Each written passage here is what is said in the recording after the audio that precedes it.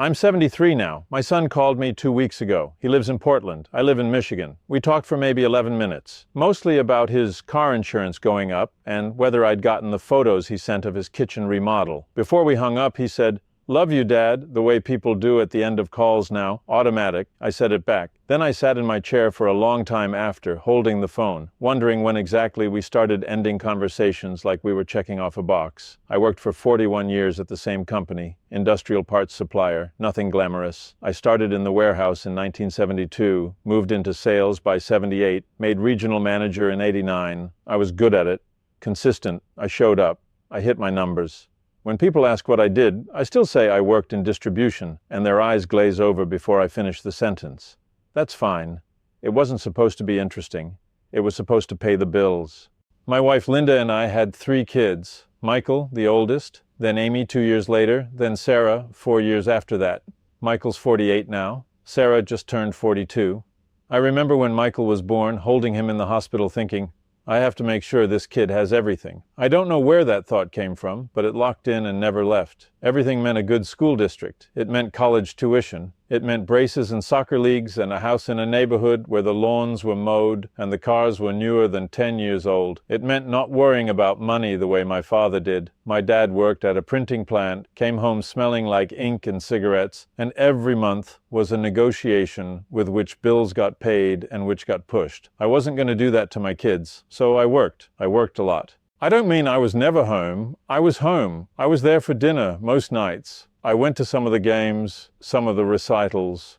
I took them to the lake a few summers. I wasn't absent, but I was busy, always busy.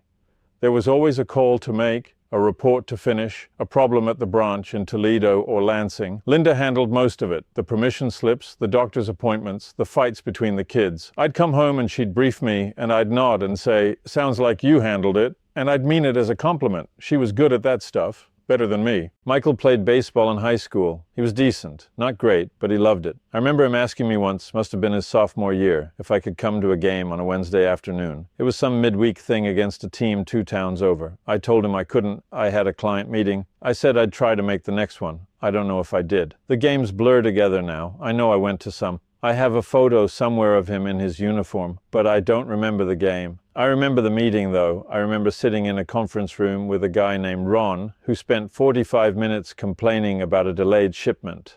I remember thinking, this is important, this is my job. Amy was quieter than Michael. She read a lot, spent time in her room. She did well in school without us having to push her. I used to say she was easy, low maintenance. I don't think I understood that she wanted us to push, just in a different way. She wanted someone to ask what she was reading, to sit with her, to care about the things she cared about. Linda did that sometimes. I didn't. I figured if she wasn't asking for help, she was fine. Sarah was the youngest and the loudest. She wanted attention all the time. She'd come into the living room while I was watching the news and talk at me about something that happened at school, some friend drama, some teacher who said something funny. I'd half listen, say, uh-huh, and that's crazy, and eventually she'd wander off. Linda used to tell me I needed to actually listen, not just wait for her to stop talking. I'd get defensive. I'd say, I am listening, even though we both knew I wasn't. I thought Sarah would grow out of needing that much attention. I thought it was a phase. The years went fast. People say that and it sounds like a cliche until you're on the other side of it. Michael graduated high school in 1994. I remember the ceremony. I remember being proud. I don't remember talking to him much that day. I think I shook his hand, maybe hugged him. There were a lot of people around, a lot of logistics, parking, where to eat after, who was riding with who. We went to a steakhouse. I paid. I remember that clearly. I remember thinking, I did it. I got him here. He went to Michigan State. I was happy about that. In-state tuition. He did fine, graduated in '98 with a degree in business. I thought he'd come work with me, maybe take over my accounts eventually. He didn't. He moved to Chicago, got a job with some startup. I didn't understand it. I asked him why he'd spend 4 years studying business just to go work for a company no one had heard of. He said something about wanting to try something different, something new. I told him it sounded risky. He said he knew. We didn't talk much after that, not because we fought. We just didn't have much to say. He'd call on holidays, I'd call on his birthday. We'd cover the basics, job, weather, Linda's health. It was fine. I figured that's what happened when kids grew up. They went and lived their lives. Amy went to school for teaching. She graduated, taught middle school English for 6 years, then quit. She said she was burned out. She moved to Colorado, started working at a bookstore. I didn't get it. I asked her why she'd spend all that money on a degree just to work retail. She said it wasn't about the money. I said everything's about money. She didn't argue. She just stopped bringing it up. Sarah didn't go to college. She worked at a salon, did hair, got married young, 23, to a guy named Derek, who managed a car dealership. They had 2 kids fast, bought a house an hour north of us. She was busy with her own life. We'd see them at Christmas, maybe Easter. The grandkids were cute. I didn't know what to say to them. I'd ask how school was going and they'd say fine and then run off. Linda was better with them. She'd get on the floor and play, read them books. I'd sit on the couch and watch. Linda got sick in 2019, lung cancer. She never smoked a day in her life. They found it late, stage 4. She did chemo for 8 months. It bought her a year. She died in August of 2020, right in the middle of COVID. We couldn't have a funeral, just a small graveside thing. Me, the kids, a few of Linda's friends. It was strange, quiet. I stood there thinking, this isn't enough. But I didn't know what enough would have looked like. After Linda died, the house got quiet. I'd never noticed how much noise she made. Not loud noise, just presence. The TV on in the kitchen, her voice on the phone with one of the kids, or her sister, the sound of her moving around. Without her, the house felt like it was holding its breath. Michael called more after she died. Once a week, sometimes twice. We'd talk about nothing, his job, his girlfriend, the weather in Portland. Amy called less, but when she did, we'd talk longer. She asked how I was doing, really asked. I didn't know how to answer that. I'd say, I'm fine, and she'd go quiet, and I'd feel like I'd failed some kind of test. Sarah came by more. She'd bring the kids, make sure I was eating, check if I needed anything. I appreciated it, but I also felt like a burden, like she was doing it out of obligation. One time she was in the kitchen putting away groceries I didn't ask for, and I said, you don't have to keep doing this. She stopped and looked at me and said, I know, Dad. I started thinking about things differently after Linda died, little things, like how I used to come home from work and she'd ask me about my day and I'd give her a 3-sentence summary and then turn on the TV, or how she'd ask if I wanted to take a walk with her and I'd say I was too tired, or how she'd suggest we take a trip somewhere, nothing fancy, just a weekend, and I'd say we couldn't afford it, even though we could. I just didn't want to take the time off. I thought about the kids too. How many times Michael asked me to help him with something and I said, ask your mom. How many times Amy sat at the kitchen table doing homework and I walked right past her. How many times Sarah tried to show me a drawing or a dance or something she learned and I said, that's great, honey, without looking up.